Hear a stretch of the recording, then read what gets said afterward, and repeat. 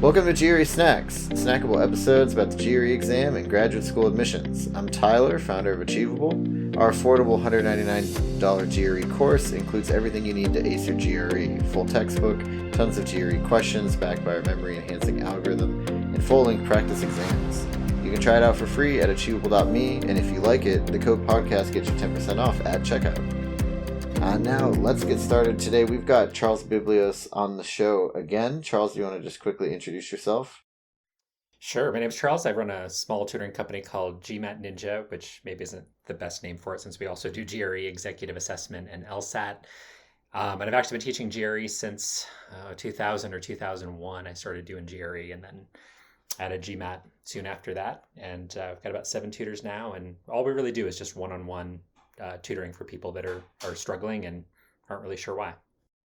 Yeah, great.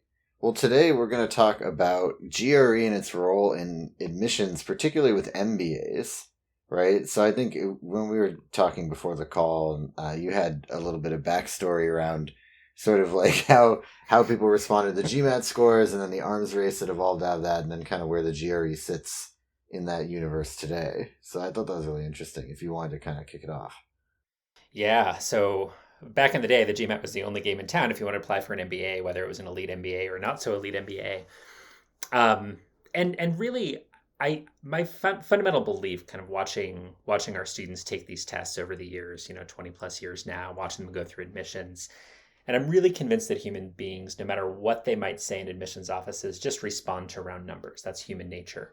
So when we think about the GMAT and it's on a scale from 200 to 800 for your composite score, 500 is average, 800 is perfect. And what I've seen for decades now is this psychology of, well, there's 2 other round numbers between 500 and 800. 600 must be your dividing line between okay and good. 700 must be your dividing line between good and great. So what we saw historically was, okay, when an applicant got above a 700 or even exactly a 700, checks the box, their admissions decisions, even at the top MBA programs, were going to be based on everything else at that point. You get a 700, check the box. That was the conventional wisdom. Absolutely what we saw for a very, very long time in MBA admissions.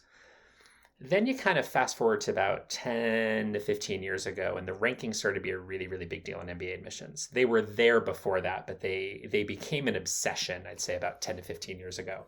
Mm-hmm. And what you started to see was that because average GMAT scores were part of these rankings, that you saw schools start to game the averages and start to accept students with higher scores, even if they weren't the best candidates, started playing that game, and it became a little bit of an arms race. And in the last few years, you've had some of the top programs with GRE averages in the mid 730s, which is an obscenely high score. That is a really, really tough score for most people to get.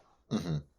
So around the same time that you had this arms race happen with GMAT scores, along comes the GRE, and they make a big push to be accepted by MBA programs. So that was about 12 years ago, 13 years ago.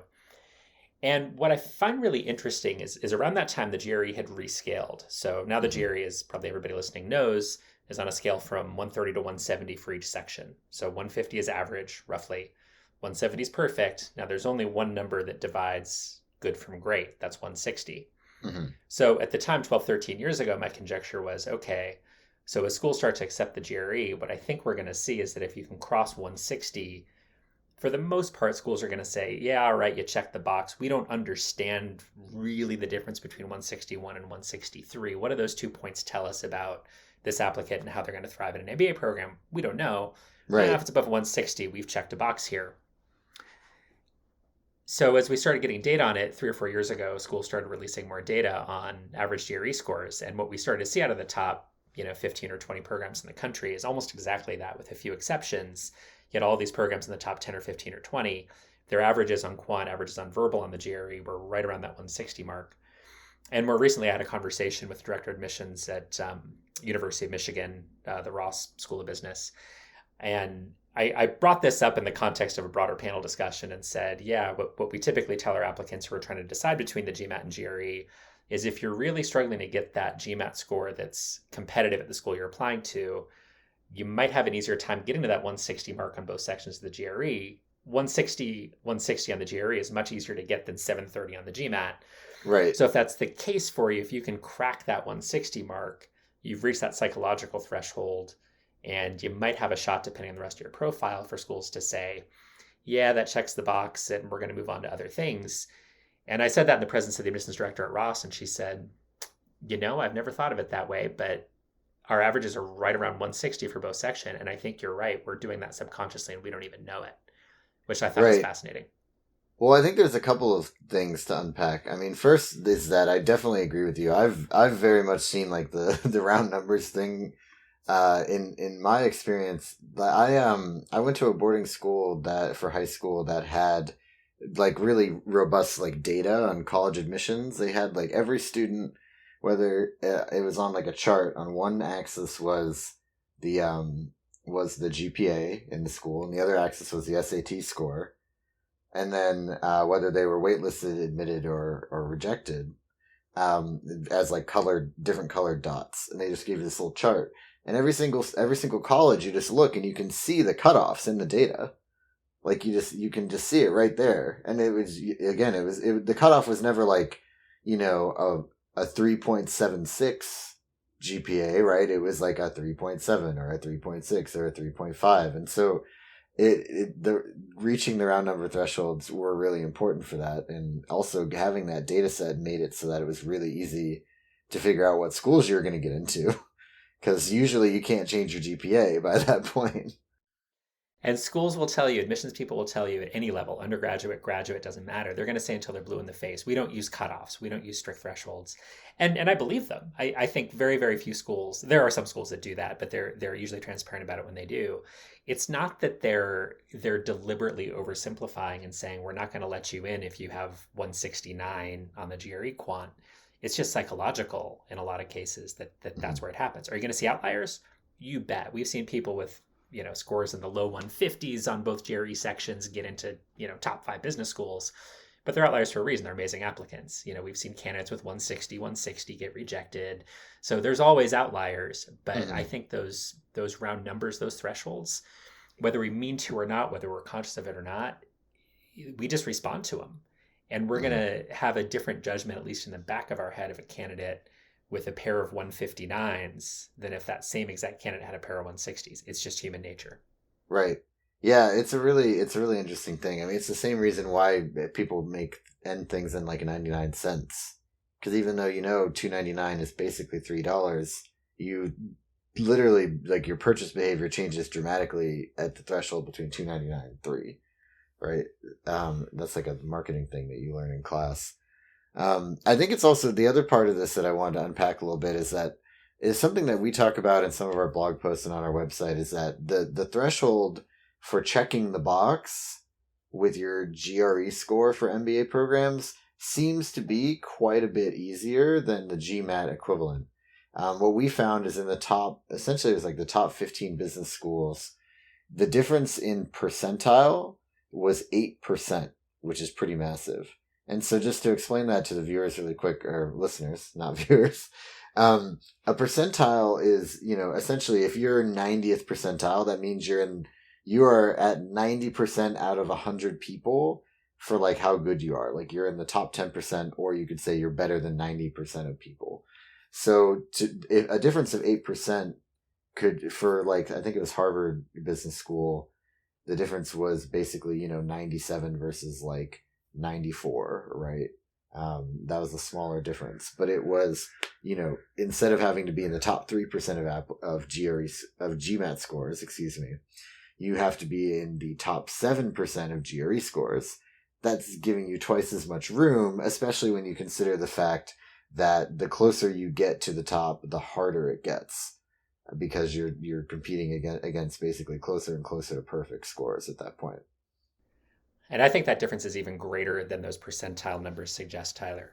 And the reason is that you have fundamentally different testing pools.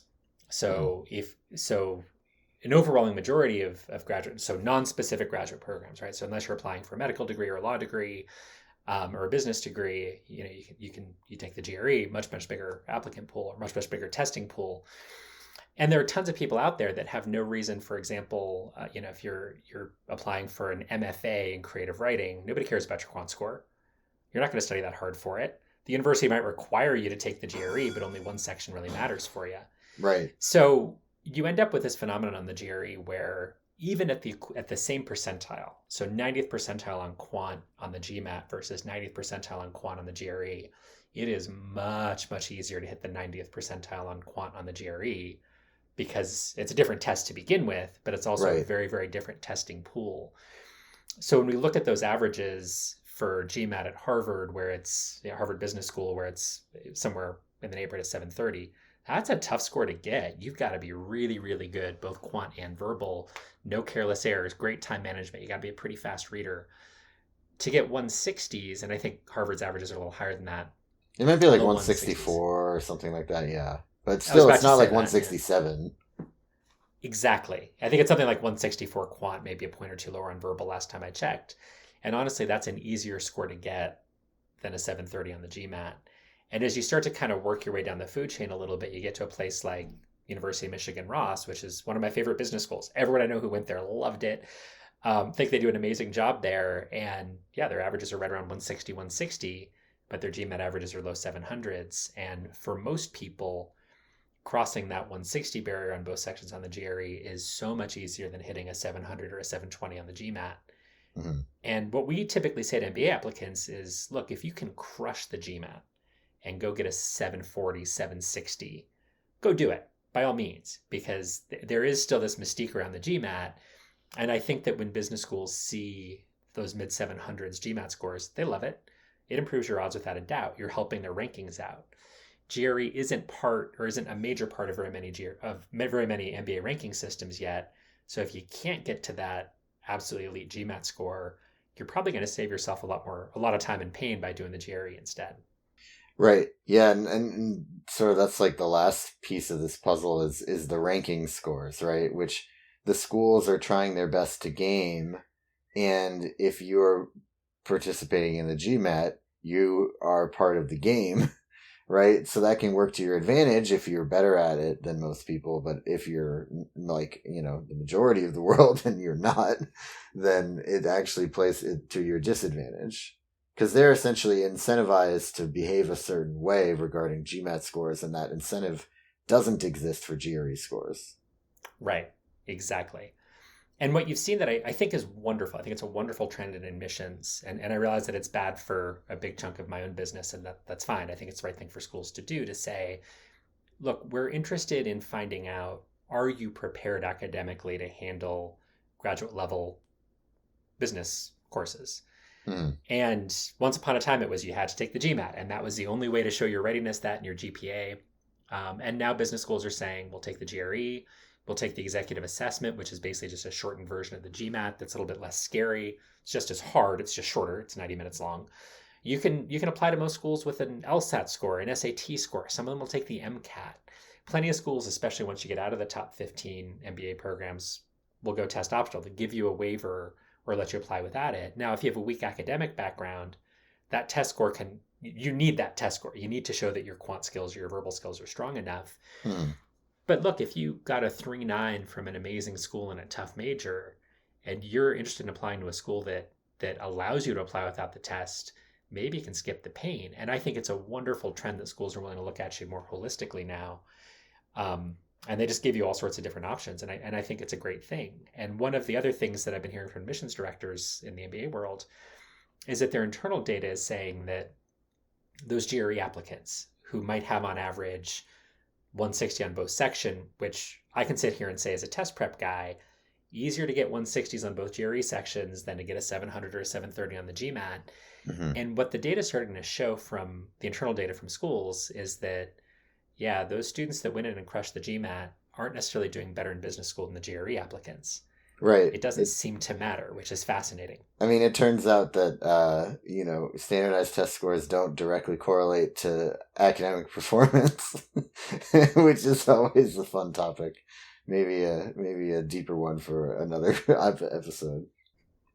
Yeah, the correlation is there. It's pretty weak. And as soon as you kind of get into this difference between GMAT and GRE, it doesn't seem to matter which of those two tests you take. Like the correlation is weak when you just look at GMAT scores and how they correlate to your grade point average in your first year of an MBA program. But it doesn't seem to matter whether you take the GRE or the GMAT. And I'm not shocked by it at all. And I find it fascinating that we have this, decades long fetish for the GMAT that was probably a little bit misplaced to begin with. And we probably should have been giving applicants a bigger variety of ways to get themselves into business school. Yeah, totally agree. Well, thanks. This has been GRE Snacks, hosted by Tyler from Achievable. You can check out our GRE course for free at achievable.me and use the code podcast to get 10% off at checkout. And thank you, Charles from GMAT Ninja, for joining us today.